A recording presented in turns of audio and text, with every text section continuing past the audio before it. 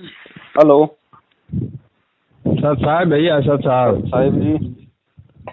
साहब जी मैं बिहार से बोल रहा हूँ बोलिए भगत जी। और भागलपुर जिला से। तो मैं ये दीक्षा लेना चाह रहा था भैया। अच्छा, ज्ञान सुनते हुए कितना टाइम हो गया? मुझे ज्ञान सुनते हुए तो करीब 4-5 महीने हो गए। गुरु जी के नियम पता है क्या क्या है? वही मैं सत्संग तो सुनता हूँ, उनमें उसी में कुछ नियम जो है उसको मैं सुनता हूँ बस। अच्छा, आपका व्हाट्सएप नंबर है ये? हाँ जी। आपका व्हाट्सएप नंबर है क्या? हाँ व्हाट्सअप नंबर तो होगा मेरा। नहीं होगा, नहीं चलता है क्या व्हाट्सएप मोबाइल पे, आपको पता है? हाँ व्हाट्सअप तो है मेरे मोबाइल। इसी नंबर पे? हाँ इसी नंबर पे। तो ये मेरा व्हाट्सएप नंबर है। मेरे को अपने मोबाइल से सत्साहिब लिख के भेजो कि मैं बिहार से हूँ, फिर मैं आपको एक वीडियो भेजूंगा 2 घंटे का। उस जी वीडियो को आप ध्यान से सुनना। उसमें गुरु जी के क्या क्या नियम है, कैसे कैसे करना है, कैसे नहीं करना है। पहले आप वो जी 2 घंटे का वीडियो देख के समझ लेना कि आप इस नाम को निभा सकते हो या नहीं निभा सकते। जी। आपको लगे कि हाँ मैं ये सब नियम निभा लूंगा तभी मैं परमात्मा की भक्ति में कर सकता हूँ, तो आप उसके बाद फिर आप मुझे फोन करना, आपको पूरी विधि आपको समझा दी जाएगी। अच्छा जी। ऐसे हाँ। ऐसे भैया मैं पहले ये परम पूज्य संत श्री आसाराम बापू के हम भक्त हैं। हम्म। मैं उनसे दीक्षा लिया था। हम्म। तो मैं तो इनको ये तो मेरे गुरु हैं ही थे ही पहले। हम्म। और बाद में जब मैंने संत रामपाल जी महाराज का सत्संग सुना मोबाइल में, हम्म। तो फिर उनमें और इसमें अंतर लगा मुझे। हम्म। और ये संत रामपाल जी महाराज ये जो वो क्या बोलते हैं आप, वेद और शास्त्र से जो बताते हैं सबूत दे करके कि चारों वेद के बाद जो है सूक्ष्म वेद है। वो सूक्ष्म वेद जो है कबीर देव महाराज अपने मुख से बोले हैं। जी। तो इनमें और उनमें बहुत अंतर लगा मुझे। हमारे गुरुजी जो है, हमारे गुरुजी ने ब्रह्म तक का ज्ञान बताया कि ब्रह्म का उपासना करने के बाद आप ब्रह्म लोक में जा सकते हैं। और उसके बाद मुक्ति नहीं होगी, वहां जाकर आपको यही जन्म लेना होगा, मृत्यु लोक में ही आना पड़ेगा। तो उससे मोक्ष आपको नहीं मिलेगा। और संत रामपाल जी महाराज तो ये बताया कि इससे मोक्ष आपको नहीं मिलेगा। और हमारे गुरु जी बता रहे हैं कि आत्मा का ज्ञान करो। आत्मज्ञान जब हो जाएगा तो फिर आपको मोक्ष मिल जाएगा। तो दोनों में अंतर ये इतना ही है। तो आत्मज्ञान तो दिया आपको आसाराम जी ने? जी आसाराम जी ने आपको आत्मज्ञान दिया क्या? नहीं, आत्मज्ञान तो दिया नहीं उन्होंने, लेकिन उन्होंने रास्ता बताया कि इस करो, ऐसे करो, तो चलो फिर कोई आपको बात नहीं। आत्मा ज्ञान हो जाएगा। जहाँ तक उनको ज्ञान था उन्होंने पूरी कोशिश की आप जी को ज्ञान देने की। हाँ जी हाँ जी। लेकिन भगत जी, जिसको डॉक्टर बनना हो तो वो 8वीं या 10वीं तक के टीचर के पीछे थोड़े लगा रहेगा। नहीं नहीं। है जिसकी जहाँ तक जिसकी सेवा थी, जिसकी जहाँ तक जिसका काम था वो उन्होंने पूरा किया। हम जी आसाराम जी का कोई विरोध नहीं करते, हम उन्हें कोई गलत नहीं कहते, लेकिन संपूर्ण आध्यात्मिक ज्ञान आसाराम जी को नहीं है। जी अब आगे का ज्ञान चाहिए, मोक्ष चाहिए, तो उसके लिए संत रामपाल जी महाराज जी एकमात्र सदगुरु पूरे विश्व में है। जी सत्संग आप उनके सुन रहे हैं, ज्यादा आपको समझाने की आवश्यकता है नहीं। जी क्योंकि जी जब आपको आसाराम जी से आगे का ज्ञान लगा तभी तो आप जी हमसे बात कर रहे हैं। जी। तो फिर गुरुदेव ने भी कहा है कि मैं आप कंफ्यूज हो गया। अब किस पहले बात पे? फिर मैंने अपने मन में सोचा कि अब क्या करूं मैं। कहा है कि शास्त्र के अनुसार तो गुरु को आप बदल नहीं सकते, लेकिन संत रामपाल जी महाराज बता रहे थे कि देखिए, जब गुरु सही शिक्षा ना दे और आपको मालूम हो जाए कि ये गुरु हमारे सही नहीं बोल रहे हैं, सही शिक्षा नहीं दे रहे हैं, तो फिर आप गुरु बदल सकते हैं। नहीं, ये कौन से शास्त्र में लिखा कि गुरु नहीं बदल सकते? हमारे गुरु जी ही बता रहे थे ना इसके बारे में। गुरुजी बता रहे हैं, वो नहीं माननी। गुरुजी अगर शास्त्रों को आधार बता के जो बोल रहे हैं तो वो आधार जी देखो गुरुजी से कि गुरुजी कौन से शास्त्र में लिखा है, जी उसके बाद हमने माननी है। क्योंकि कोई भी गुरु जो है अपने घर का ज्ञान नहीं देता, गुरु शास्त्रों से निकाल के देता है। जी तो शास्त्रों में नहीं लिखा है, गुरु कुछ बोल रहा है तो वो चीज शिष्य को मान्य नहीं होना चाहिए।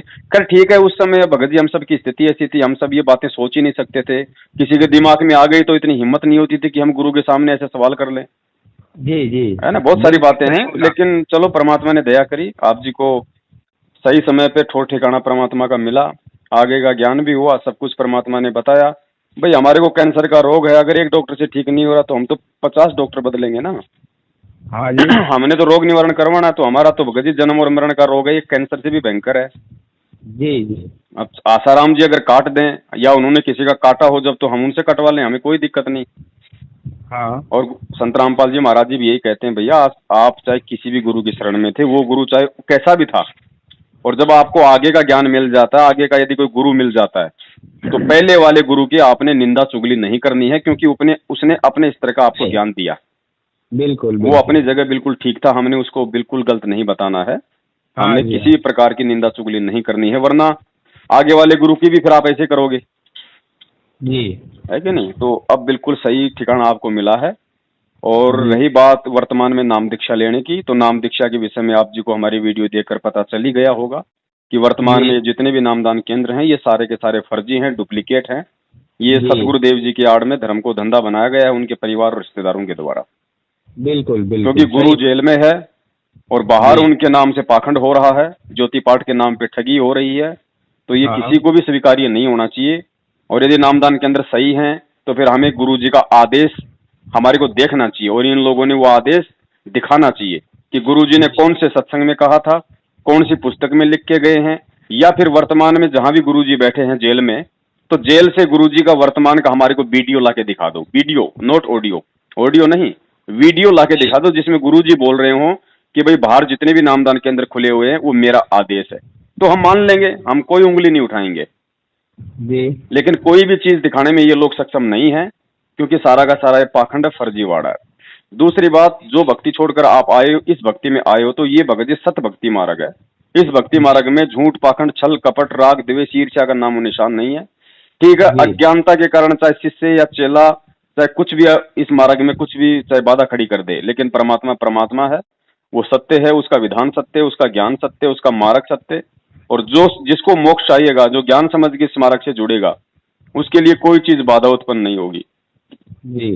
तो वर्तमान में जब तक सतगुरु रामपाल जी महाराज जी हिसार जेल से बाहर नहीं आ जाते हैं, तब तक उनसे जुड़ने का यदि पूरे विश्व में यदि कोई एकमात्र रास्ता है, तो सबसे पहला रास्ता तो है कि हम उनसे जुड़ने से पहले उनके विधान को समझें, उनकी भक्ति को समझें, हम उनके सत्संगों को समझें।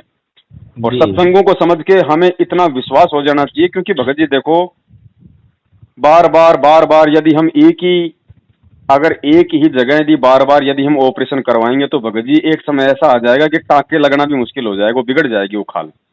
जी जी। तो हमने बहुत सारे ऑपरेशन हमने पहले अन्य गुरुओं की शरण लेके, अन्य डॉक्टरों के पास जाके हमने बहुत सारे ऑपरेशन करवा लिए हैं। अब ये फाइनल ऑपरेशन है, तो इस ऑपरेशन में हम वो गलती ना करें जो हम पहले देखा देखी में या ना समझी में हम कर चुके हैं। तो सबसे पहले तो गुरु के ज्ञान को आधार बनाओ, ढंग से सत्संग सुनो, चाहे 1 साल सत्संग सुनो, 2 साल सुनो। गुरुजी ने कभी नहीं कहा कि तुम तुरंत तुम्हें मालूम पड़ते नाम ले लो, नहीं। गुरुजी ने कहा कि बेटा नाम लेने से पहले इस ज्ञान को अच्छी तरीके से आधार बना लेना, और इस ज्ञान को समझ के अपने गुरु पे नाम लेने से पहले तुम्हें अगर कोई भी शंका हो अपने गुरु पे, किसी भी चीज पे, कोई भक्ति मार्ग पे, उनके मंत्रों पे, किसी भी प्रकार की कोई शंका हो, तो 1000 बार पूछो, गुरु से पूछो, गुरु के चेलों से पूछो। जब तुम्हारी हर तरह की शंका मिट जाए और तुम्हारे मन में ये निश्चित हो जाए कि अब मैं जो गुरु बनाने जा रहा हूं, उससे बढ़ के दुनिया में ना कोई गुरु है, ना कोई होगा, और ये अंतिम ऐसा मार्ग है जहां से मुझे मोक्ष मिलने वाला है, इतना विश्वास जब हमें हो जाए, गुरु जी कहते हैं उसके बाद तुम्हें नाम लेना चाहिए। और नाम लेने के बाद फिर तुम्हें अपने गुरु और इस भक्ति के ऊपर अंधविश्वास करना है, जिसको बोलते हैं ब्लाइंड फेथ। उसके बाद गुरु और भक्ति के विषय में चाहे तुम्हें ब्रह्मा विष्णु महेश भी आकर अगर भड़काएं, तो तुम्हें टस से मस नहीं होना है। ब्लाइंड फेथ ध्यान रखना केवल गुरु और भक्ति पे, गुरु के बेटा बेटे पे, माता पिता पे, रिश्तेदारों पे नहीं। वो तो 2 कौड़ी के जीव, वो तो कभी भी भ्रमित हो सकते हैं, कभी भी काल का उन पे दाव लग सकता है। ये बात केवल सतगुरु और उसकी भक्ति के ऊपर लागू है, अंधविश्वास की। और गुरु ने कहा कि अंधविश्वास आपने पहले नहीं करना कि देखा देखी में नाम ले लिया, आपको भूत प्रेत बाधा है, नाम ले लिया, आपका कोई काम नहीं हो रहा, नाम ले लिया, आपकी दुकान नहीं चल रही, नाम ले लिया, नहीं, वो आदमी भक्ति नहीं कर पाएगा निसंशय होकर, वो कभी भी नाम छोड़ सकता है। लेकिन जो आदमी मोक्ष के लिए भटक रहा है, वो उस व्यक्ति को चाहिए कि वो ज्ञान को गहराई से समझकर फिर वो नाम दीक्षा ले और फिर एक तरफा हो जाए, दुनिया एक तरफ, भगत एक तरफ जी। तब वो परमात्मा उस पे असीम रजा बख्शता है, उस पे असीम दया करता है, तब वो छप्पर फाड़ के उस आत्मा को दया करता है। अब आज ये नामदान केंद्रों से क्या हो रहा है, एक तो गुरु का आदेश नहीं भगत जी, और जब तक भक्ति मार्ग में गुरु के वचन से कोई काम नहीं होगा, गुरु के आदेश से कोई काम नहीं होगा, वो काम भगत जी अपनी मंजिल तक नहीं पहुंचता है। और यही कारण है कि आज जगह जगह इन लोगों का विरोध हो रहा है, क्योंकि इनको आदेश नहीं है, मनमाना आचरण है। क्योंकि गुरुजी ने तो बोल दिया पहले ही कि भैया मेरे शरीर छोड़ने के बाद ये डीवीडी से नाम दिया जाएगा, इससे पहले नहीं। अच्छा अच्छा। हाँ, ये वीडियो है भगत जी, गुरुजी के सत्संग है। क्योंकि भक्ति का विधान क्या है, भक्ति का विधान गुरु का सत्संग ही तो है भैया। अगर गुरुजी ने ऐसा बोल दिया है फिर हाँ, तो वही निश्चित वही है ना। बिल्कुल भगत जी, इसीलिए हम आपको लेना ही नहीं है। इसीलिए मैं आपको वो 2 घंटे का वीडियो भेज रहा हूँ, जिसमें ये सारे वीडियो हैं छोटे छोटे, जो गुरुजी ने क्या बोल रखा है, क्या समझा रखा है, लाम लेने से पहले तुम्हें क्या करना है, क्या नहीं करना है, ये सारी विधि उसमें समझा रखी है, पूरे नियम खोल के बता रखे हैं, ताकि भगत अच्छी तरीके से निसंशय हो जाए कि भाई मैं इनको निभा पाऊंगा या नहीं निभा पाऊंगा जी, है कि नहीं। तो जी ये भैया मैं बोल रहा था ना कि अभी तो मैंने दीक्षा तो अपने गुरुजी से ले ही लिया था जी, और मैं क्या बोल ये मैं जाप भी कर रहा था, माला भी। कौन से गुरु से कौन से गुरु से ले लिया नाम दीक्षा? ये परम पूज्य संत श्री आसाराम जी बापू जी से। अच्छा अच्छा अच्छा अच्छा, मैंने लिया था पहले और अभी तक तो मैं उसी नियम पर चल रहा हूँ जी। लेकिन जब मैंने संत रामपाल जी महाराज सुना तो फिर उनके आधार पर ही मैंने सोचा कि नहीं, हमारे गुरुजी ने जो उनके पास जो भी ज्ञान था उन्होंने मुझे बताया, लेकिन इस ज्ञान से मोक्ष नहीं मिल सकता। हाँ बिल्कुल सत्य है। ये मैंने उनके सत्संग से सुनने के बाद मैंने अपने आप से ही सवाल किया फिर जी, ये सही नहीं है, ये मार्ग ही सही है, जो संत रामपाल जी महाराज बता रहे हैं यही मार्ग सही है। जी जी। तो फिर मैंने उनको अखाड़ का जो पूनम होता है सर भैया, उस दिन से मैंने अपने गुरु जी का, हालांकि अभी भी मैं उनका आदर करता हूँ और उन्होंने जो मुझे नाम दिया था जी, फिर मैंने उस दिन के बाद उनका वो नाम का माला मैं नहीं करता हूँ जी। और फिर मैंने अपने अंदर आत्मा से बार बार यही सवाल कर रहा हूँ कि अब मैं क्या करूं, अब मैं क्या करूं। हमारे गुरुजी अभी संत रामपाल जी महाराज भी जेल में हैं और हमारे गुरुजी भी जेल में हैं। अब मैं इसी अधेड़ बुन में पड़ा हुआ हूं और मुझे चैन भी नहीं मिल रहा है जी। कहा कि मेरी आदत हो चुकी है पूजा करने की जी, और बिना उसका मुझे मन नहीं लगता है। जी जी। और हमारे घर में हमारे जितने भी परिवार के सदस्य हैं सब हमारे उल्टे हैं, ये सारे हमारे विरुद्ध बोलते हैं और मैं अकेला पड़ जाता हूँ जी। तो अब मैं क्या करूँ मेरे समझ में नहीं आ रहा है भैया। मैं इसलिए मैंने आपको कॉल करा। आज मैंने दोपहर में एक बहन जी आपसे बात कर रही थी जी, इसी मोबाइल पर मैंने आप दोनों की बात जी। तो फिर मैंने आपका नंबर उसमें देखा तो उसको मैंने लिख लिया और फिर मैंने अभी आपको कॉल करा। आपने बोला था कि 5 से 10 यानी 5 बजे शाम के बाद से लेके 10 बजे रात तक हम बात कर सकते हैं। जी जी जी। आपने उसी बहन से बोल रहा था जी। तो फिर मैंने अब इसी का इंतजार कर रहा था कि कब उसको फोन करें कब फोन करें। तो फिर 2-3 बार तो इंगेज बता रहा था, फिर मैंने अभी आपको कॉल करा। फिर आप चलो कोई बात नहीं भगत जी, जो भी है सब कुछ परमात्मा की ही प्रेरणा से हो रहा है। और मैं आपको 1-2 बात और बता दूं भगत जी। जी देखो, मैं ये नहीं कहता कि आसाराम जी के ऊपर क्या मुकदमे लगे रखे हैं, वो किस मुकदमे में अंदर हैं, क्योंकि मुकदमे भगत जी हमें अच्छी तरीके से पता है कि यहाँ पे न्याय नहीं है। बिल्कुल सही है। हो सकता है आसाराम जी के ऊपर जो मुकदमे लगे हैं वो झूठे हों, वो सत्य हों, हम इन चीजों को कुछ नहीं कर सकते। जी देखिए भाई, ये भैया ये तो 100% 101% गलत है। जी जी, क्योंकि ये कोई भी राजनीतिक षड्यंत्र हो सकता है, उनके अपने मैनेजमेंट का षड्यंत्र हो ही सकता है। हो नहीं सकता। हाँ। मैं इसको कभी कबूल नहीं ये है ही है जी, जी। ये जो है ये षड्यंत्र ही है। जी जी जी। और हमारे गुरु तो कभी भी ऐसा घृणित काम तो कर ही नहीं सकते। बिल्कुल बिल्कुल बिल्कुल। अगर हमें कोई बोले कि उनके बदले में पर चढ़ जाओ तो मैं तैयार हूँ चढ़ने के लिए। जी जी जी। मुझे जरा भी गम नहीं होगा, लेकिन सच्चाई का मैं हमेशा विरोध करूंगा। हाँ चलो, मैंने ये बात इसलिए छेड़ी है, मेरा कहने का मतलब कुछ और था। मेरे ये बात इसलिए छेड़ी है कि मान लीजिए अब आप आगे इस ज्ञान को आधार बना के आप जी सतगुरु रामपाल जी महाराज जी की शरण ग्रहण करने जा रहे हैं जी। उससे पहले आपके गुरु ने, आसाराम जी ने आपको जहां तक का ज्ञान दिया, उस ज्ञान आधार से वो आजीवन आपके दिलो दिमाग में वो सम्मानीय रहेंगे, वो आदरणीय रहेंगे, लेकिन पूजनीय नहीं रहेंगे। जी। हमें इस चीज को हृदय से निकालना पड़ेगा कि आसाराम जैसे हम भगत जी अपने बच्चे को 8वीं 10वीं 9वीं में पढ़वाते हैं और हमारा मकसद है कि हमारा बच्चा आगे चल के MBBS करे, डॉक्टर बने। तो बच्चा 10वीं पास कर लेता है, फिर आगे BA करता है, तो बच्चा पीछे वाले टीचर्स को कभी जिंदगी में मिलता भी नहीं, उनका ध्यान भी नहीं करता उनका, क्योंकि उसको पता है कि मुझे आगे बढ़ना है। और जहां तक कि उस टीचर की सेवा थी वो परमात्मा ने पूरी करवाई जी। तो जहां तक कि आध्यात्मिक यात्रा इन संतों के पास थी, इन्होंने अपने स्तर पे इन्होंने वो ज्ञान देने की पूरी कोशिश की और इन्होंने दिया। जी। भले ही इनके पास में भाई वो मोक्ष मार्ग नहीं है, मोक्ष मंत्र नहीं थे, लेकिन जो दुनिया में अन्य जो लोग जो जीवात्माओं को भक्ति से दूर कर रहे हैं, जो उल्टे सीधे काम करवाते हैं, उनसे तो अच्छा है कि एक संत ने कम से कम उन लोगों को बुराइयों से बचाए रखा। और उनके अंदर एक वो भक्ति की भावना एक मतलब की उपजाए रखी, वो गुरु परंपरा उन्होंने बनाए रखी। लेकिन जैसे ही आप संत रामपाल जी महाराज जी से जी जी, और जैसे ही आप संत रामपाल जी ने इस मार्ग पर मैं तो बच्चा क्या बिल्कुल दूध पीता बच्चा था, मैं तो कुछ जानता ही नहीं था आध्यात्मिक क्या होती है। जी जी। तो दास का कहने का मतलब ये है, दास का कहने का मतलब ये है, अब आप संत रामपाल जी महाराज जी के सत्संग सुन रहे हैं, गहनता से आप जी और सुन लीजिए, 2 महीने सुन लीजिए, 3 महीने सुन लीजिए।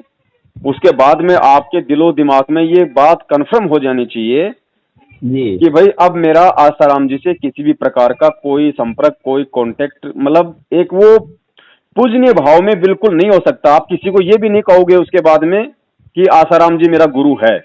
संत रामपाल जी से जुड़ने के बाद भैया ये तो मैं कह सकता हूँ गुरु हमारे थे। नहीं, गुरु है की बात कर रहा हूँ मैं, थे की नहीं कर रहा, मैंने कहा गुरु हैं जी संत रामपाल जी से जुड़ने के बाद, क्योंकि भगत जी आत्मा का पति एक होता है।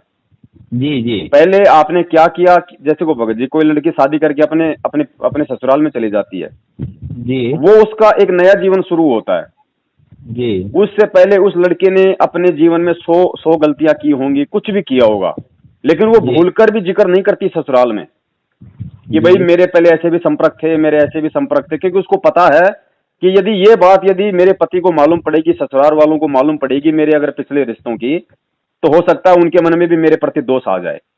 तो कहने का मतलब है हमें उन चीजों को वहीं पे समाप्त कर देना है। हमें उनको किसी भी तरीके से, मतलब हमारा उनसे अब कोई रिश्ता ही नहीं है भगत जी एक तरीके से, क्योंकि आत्मा का पति एक होता है, 2 नहीं होते भगत जी। हमने पिछले जन्मों में क्या गलतियां की, हमारा पति कौन था क्या नहीं था, वो चीजें हमें सब कुछ भूलनी पड़ेगी, हमें छोड़नी पड़ेंगी।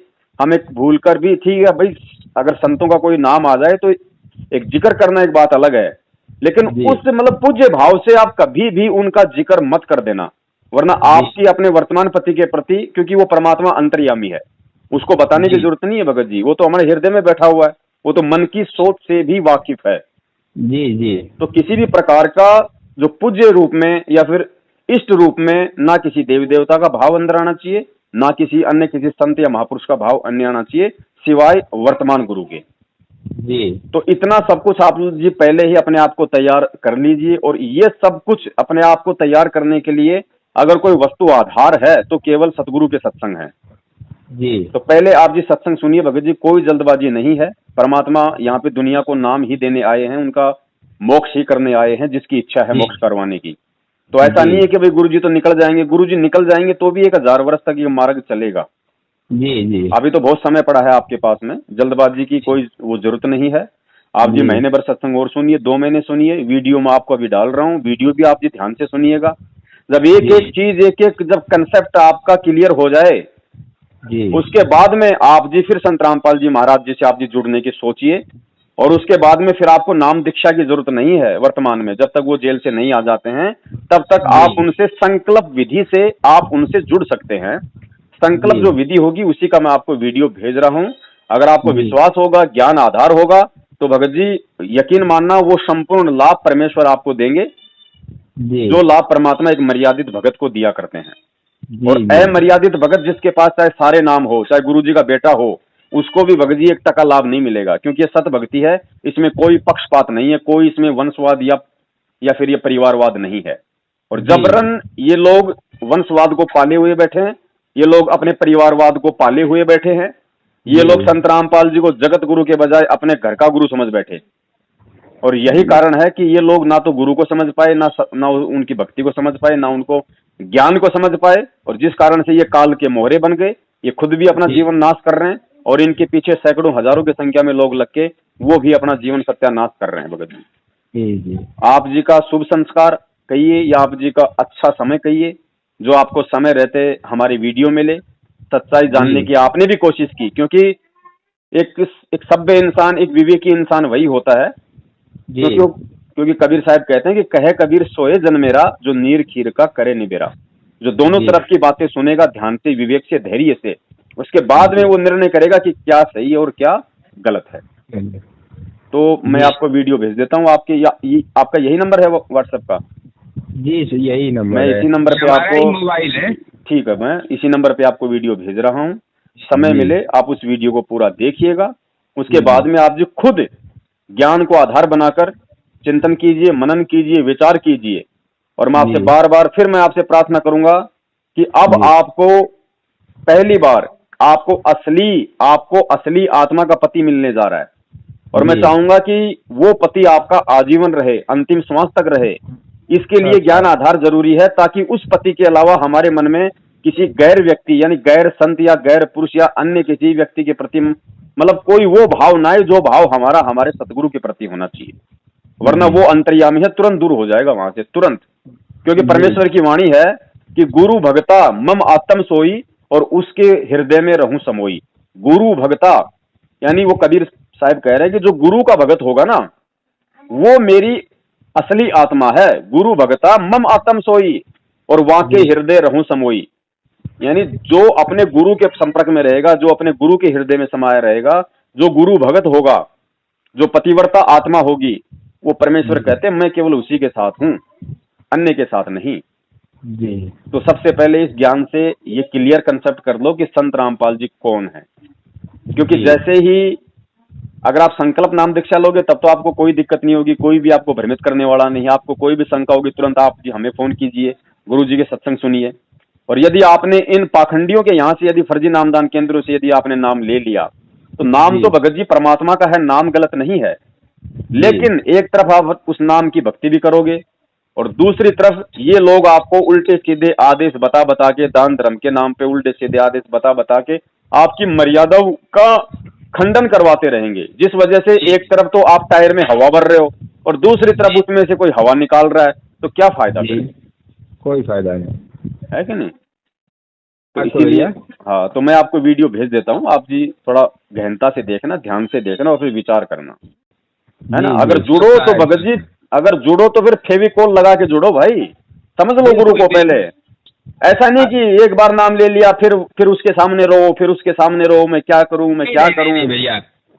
ऐसी बात नहीं है भैया। अभी मैं बता रहा हूँ ना आपको, हमारे पूरे जितने भी परिवार हैं जी, सब हमारे उल्टे हैं।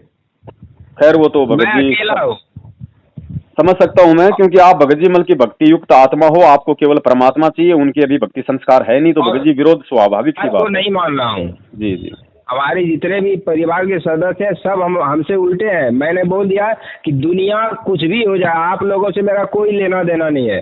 अगर आप लोग मुझे टेंशन ज्यादा दोगे, अगर मुझे परेशानी ज्यादा होगी, तो मैं यहाँ से सीधा चला जाऊंगा बरवाला आश्रम। नहीं ऐसा भी नहीं करना, वहीं जाके रहूंगा। नहीं भगत जी, हमने इतना सख्त रवैया भी नहीं अपनाना है। इसलिए मैं आपसे निवेदन कर रहा हूँ कि गुरु ने हमें, क्योंकि भगत जी ये तो गीता जी में भी लिखा हुआ कि भाई कर्म सन्यासी के बजाय आपको कर्म योगी बनकर भक्ति करनी पड़ेगी, घर परिवार में रह के भक्ति करनी पड़ेगी, हमें उनकी बातें सहन करनी पड़ेंगी। इसलिए तो हमारे अंदर वो गुण आएंगे। फिर वो सहनशीलता का गुण फिर हमारे अंदर कहाँ से आया भगत जी? हमारे अंदर वो धैर्य फिर कहाँ से आया? भाई आप चलो, आप वहां से तो आप जी मान लीजिए किसी भी परिस्थिति बस आप जी घर छोड़ के चले गए, आप जी आश्रम में चले गए, आश्रम में महीने भर तक तो आपकी सेवा करेंगे हैं, फिर आपके वही रुक्के मारने लग जाएंगे जो वहां पे बरवाड़ा में हुआ करता था। वहां पे फिर वो भगत जी आश्रमों में भक्ति नहीं होती, आश्रमों में तो गंदावाड़ा और राजनीतियां चलती हैं, क्योंकि आश्रम में रहने वाला कभी भी गुरु को समझ नहीं पाता। घर का जोगी जोगना, बाहर का जोगी सिद्ध, दीपक नीचे हमेशा अंधेरा रहता है। हजारों किलोमीटर से लोग ज्ञान समझ के भगवान मान के नाम दीक्षा लेके भक्ति करते हैं, लेकिन जो उनके पास में रहता है ना, क्योंकि चक्कर क्या है कि भगत जी वो परमेश्वर जो है मतलब कि वो मित्रवत व्यवहार करता है। वो परमात्मा कभी नहीं जताता कि मैं भगवान हूं, मैं परमात्मा हूं। वो एक साधारण संत के रूप में आया हुआ है और वो सभी के साथ में मित्रवत व्यवहार करता है, और मित्रवत व्यवहार करने के कारण लोग उसको मित्र जैसा ही समझ लेते हैं। और गुरु सतगुरु के प्रति वो भाव नहीं बन पाते जो भाव एक शिष्य के होने चाहिए, जिस वजह से आसपास रहने वाले, उनके निकट रहने वाले, उनके सगे संबंधी और उनके परिवार वाले हमेशा भक्ति मार्ग में धोखा ही खाते आए हैं और धोखा ही खाते रहते हैं जी। तो हमारा सौभाग्य कि हम परमेश्वर से मतलब सैकड़ों किलोमीटर दूर थे। हम उनके परिवार से हम लोग दूर थे, हम उनकी रिश्तेदारी में नहीं थे। नहीं भगत जी, हम भी आज संगत को ठग रहे होते, कोई उल्टे सीधे कुकर्म करके अपने कर्म खराब कर रहे होते।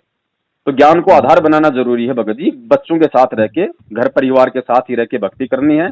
गुरुजी ने बताया कि जो रिश्तेदारियां 7 जन्मों का हमारा रिश्ता है, हमने बेवजह उनसे कोई झगड़ा मोल नहीं लेना। ठीक है, वो अगर हमारी बात नहीं मान रहे हैं तो हम उनकी बात क्यों माने? क्योंकि आत्म कल्याण का मार्ग एक ऐसा मार्ग है, गुरुजी ने बताया कि सांसारिक मार्ग में, सामाजिक व्यवहार में इंसान को अपने माता पिता से सलाह मशवरा करके ही कोई काम करना चाहिए। ठीक है, लेकिन आध्यात्मिक मार्ग एक ऐसा मार्ग है, आत्म कल्याण के मार्ग में यदि आपको समझ में आ गया और आपके माता पिता भाई बंधुओं को या आपके पति पत्नी को समझ में नहीं आ रहा है, तो भगत जी आपने उनकी भी नहीं माननी, चाहे वो कितने प्यारे हों, चाहे कितने आप उनके ऊपर डिपेंड हो। फिर आपको परमात्मा पे ही डिपेंड होना पड़ेगा, एक तरफ होना पड़ेगा। फिर परमात्मा आपके साथ भी खड़ा रहेगा।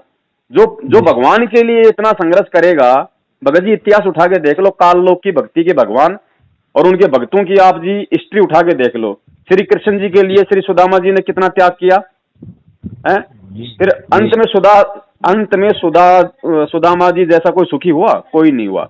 परमात्मा ने उनका महल बना दिया, उनको सर्व है, उनको सुख दिया, उनको धन धान्य से उनको परिपूर्ण कर दिया, है कि नहीं? तो ये कोई सा भी आप इतिहास उठा के देख लीजिए, जिसने गुरु पे विश्वास किया है, जिसने परमात्मा पे विश्वास किया है, अंत में परमात्मा उसके साथ में खड़ा हुआ मिला है। बाकी भगत जी दुख संकट परेशानियां तिरस्कार बेइज्जती अपमान, ये तो भगत जी ये तो भगत की मतलब ये कह लीजिए कि ये तो भगत के मतलब गहने हैं, ये तो भगत को मिलेंगे ही मिलेंगे, ये तो भगत को फ्री में मिलेंगे जी। क्योंकि हम परमेश्वर के मार्ग पे चल रहे हैं, हम काल भगवान के लोक से निकलने की तैयारी कर रहे हैं जी। और भगत जी आप जब तक बीड़ी पीते हैं, शराब पीते हैं, उल्टे सीधे काम करते हैं, तो आपके 50 यार मिल जाएंगे जी। जिस दिन आप उनका संग छोड़ दोगे, बुराइयां छोड़ दोगे, आपकी बुराई शुरू हो जाएगी जी। तो इसका यह मतलब है कि आप सत्य के मार्ग पे निकल पड़े जी। तो इसलिए ज्ञान को आधार बनाना इस भक्ति मार्ग में सर्वप्रथम है। ना हमें किसी से कोई स्वार्थ होना चाहिए, ना किसी को हमारे से कोई स्वार्थ होना चाहिए। लेकिन ये काल एजेंट, सतलोक आश्रम मैनेजमेंट वाले, इनका मकसद सिर्फ और सिर्फ एक बार 10 रुपए की ज्ञान गंगा फेंको, क्योंकि ज्ञान तो उसमें परमात्मा का है, आत्मा तुरंत जागृत हो जाती है। उसको बेचारे को कुछ मालूम नहीं पड़ता क्या सही है क्या गलत है, वो नाम ले लेता है। नाम लेने के बाद फिर वो उसका सिस्टम शुरू हो जाता है। फिर वो बोलेगा भगत जी मेरे तो यहाँ दर्द है, मेरे वहां है, मेरे ये परेशानी है। फिर वो क्या करेगा? वो बोलेंगे भैया प्रार्थना लगाओ। आपको क्या पता क्या प्रार्थना है, कहाँ लगानी है? आपको नंबर पकड़ा देंगे, लो जी ये 4 नंबर इशार के, आप उन नंबरों पे फिर प्रार्थना लगाओगे। वहां पे बैठे हुए हैं ठग, वो कहेंगे भैया गुरुजी का आदेश आ गया, ज्योति करवा दो। गुरुजी का आदेश आ गया, 15,000 रुपए पाठ का जमा करा दो। अब आप पड़ गए धर्म संकट में कि भाई गुरु का आदेश, मेरे घर में 1 रुपया नहीं करवाऊं तो मर गया, और यदि करवा दिया तो मर गया।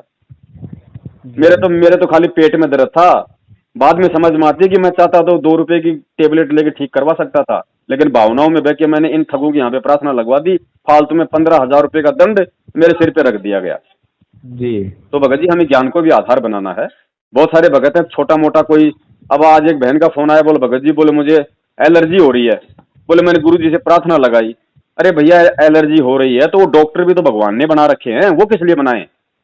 जी वो किस लिए बनाए? बोले तो भगवान है, क्या भगवान ठीक नहीं कर देगा? अरे भगवान तो ठीक कर देगा, भगवान है भाई। वेदों में लिखा है, परमात्मा ने बता दिया कि वो परमात्मा तीनों लोकों में प्रवेश करके सबका सबका पालन पोषण करता है, सबको खाना वो परमात्मा दे रहा है ना। जी तो मैंने कहा बहन जी बैठ जाओ अपने घर पे, फिर काम धाम करने की जरूरत क्या है? रोटी पकाने की जरूरत क्या, आटा लगाने की जरूरत क्या? भगवान अपने आप तुम्हारे मुंह में ठूस देगा।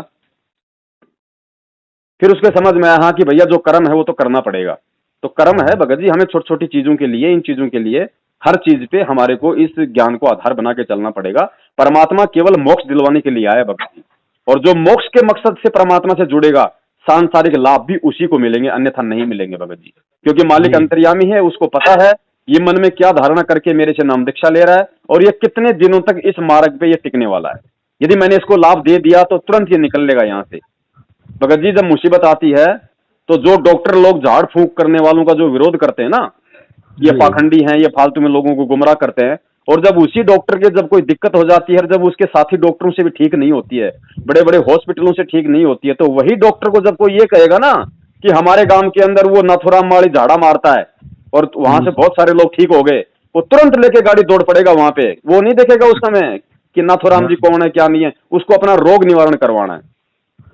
तो भगत जी हमें अंधविश्वास में नहीं जीना, बड़ी मुश्किल से ये भगवान आया है, मिला है, तो हमने इसका भरपूर फायदा उठाना है। और भरपूर फायदा तभी मिलेगा जब हम परमात्मा के मार्ग में दृढ़ता के साथ हम उनसे जुड़ेंगे, और दृढ़ता केवल उनका ज्ञान प्रदान करेगा। तो पहले अच्छे से ज्ञान समझ लो भगत जी, जो भी कमी बेसी जहां भी आपको कोई भी लगे कमी, कोई भी बात हो भगत जी, वो क्लियर करो, सत्संग सुनो, नहीं समझ में आए हम दासों को फोन करो जी। उसके बाद भगत जी आप परमात्मा से जुड़ो, ताकि फिर आपको कोई भ्रमित ना कर सके। क्योंकि भगत लोग कहते हैं हाँ भगत जी हमने ज्ञान सुन लिया, भगत जी समझ में आ गया, ले लो भाई नाम ले लिया। अब नाम लेने के बाद फिर वो कभी यूट्यूब चला रहा है तो यूट्यूब पे आ रहा है बरवाला कांड में संत रामपाल जी महाराज जी के वहां पे 25 बंदूकें मिली, संत रामपाल जी महाराज जी के बरवाला आश्रम में आलीशान स्विमिंग पूल मिला। फिर कहेगा यार ये गुरुजी को स्विमिंग पूल की जरूरत क्या थी? गुरुजी तो हमें तो कहते हैं कि सादा जीवन जियो, गुरुजी ने स्विमिंग पूल बना रखा था। अरे यार गुरुजी अगर भगवान है तो गुरुजी को इन बंदूक वालों की क्या जरूरत थी भाई? है ये तरह तरह की फिर खरपतवार उसके दिमाग में आ जाएंगी, फिर वो गुरु के प्रति उसके मन में संस्था हो जाएगी, फिर वो गुरु भगत रहा। इसलिए परमात्मा कहते हैं कि यदि भक्ति करनी है तो भक्ति का आधार सर्वप्रथम है शास्त्र। शास्त्रों से कौन गुरु सच्चा है ये पहचान कर लो, और जब ये पहचान हो जाए कि वो गुरु सच्चा है, उसके बाद शास्त्र को रख दो एक तरफ, फिर वो गुरु क्या वचन बोल रहा है हमें उस पे चलना है, तब हम भक्ति मार्ग में सफल होंगे। हाँ ठीक है भगत जी, मैं आपको वीडियो भेज रहा हूँ, आप जी उसको देखना, गहनता से विचार करना, और जब आपकी इच्छा हो, आपकी आत्मा अंदर से कहे कि वास्तव में अब सिर्फ मुझे मोक्ष के मार्ग पे चलना है, मुझे कि आत्म कल्याण ही करवाना है, दुनिया से मुझे कोई लेना देना नहीं, उसके बाद में आप जी उसी वीडियो में जो संकल्प नाम दीक्षा की विधि बताई गई है, उस विधि से आप जी अपने घर में कल से ही आप जी परमात्मा को बैठा सकते हैं, अपनी भक्ति शुरू कर सकते हैं, और जैसे ही गुरु जी आए तुरंत आप परमात्मा से नाम दीक्षा ले सकते हैं। तब तक आप जो संकल्प विधि के माध्यम से आप जो आरती करेंगे, आप जो देसी घी का जोत जलाएंगे, परमात्मा के सत्संग सुनेंगे, जो 5 यज्ञ आप जो करेंगे, उससे भगत जी आपका क्या है कि मतलब भक्ति रूपी खेत जो है वो संवर जाएगा। संवरने का मतलब है जैसे गुरु जी ने बताया कि ये 500 यज्ञ करने से हमारी आत्मा और हृदय जो है साफ होता है, निर्मल होता है।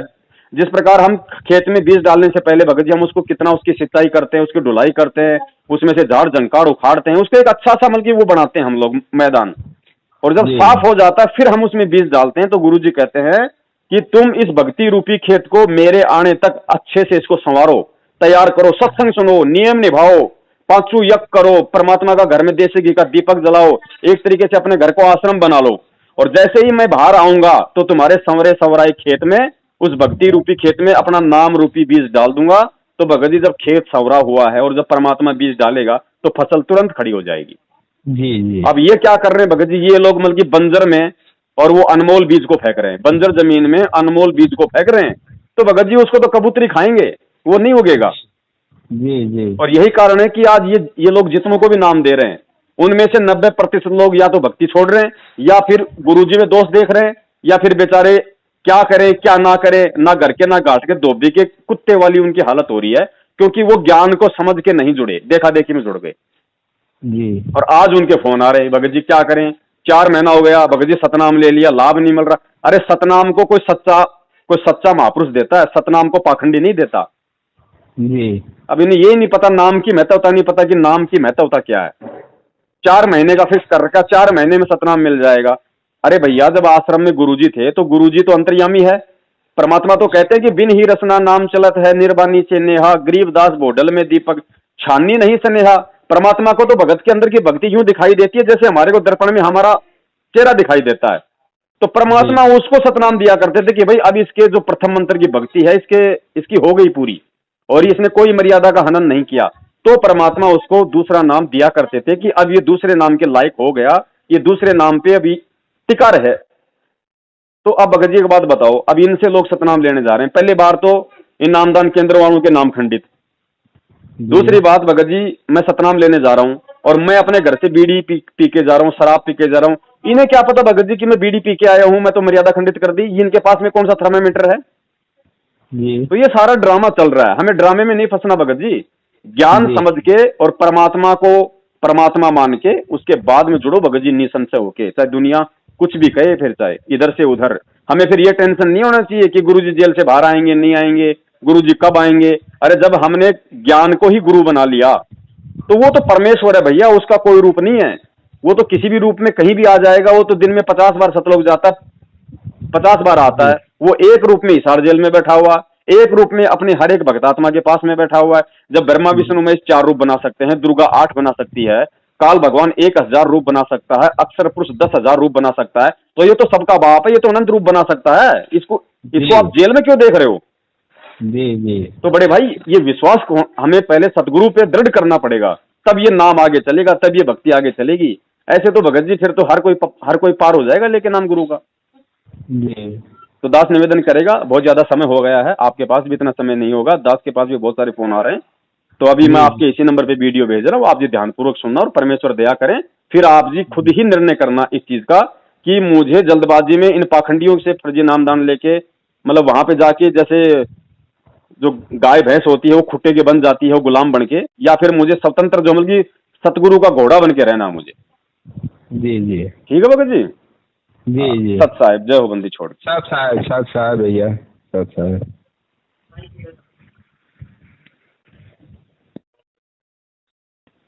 भाई जो गुरु बचन पे डट गे रकट गे फंद 84 के। भाई जो गुरु बचन पे डट गे रकट गे फंद 84 के।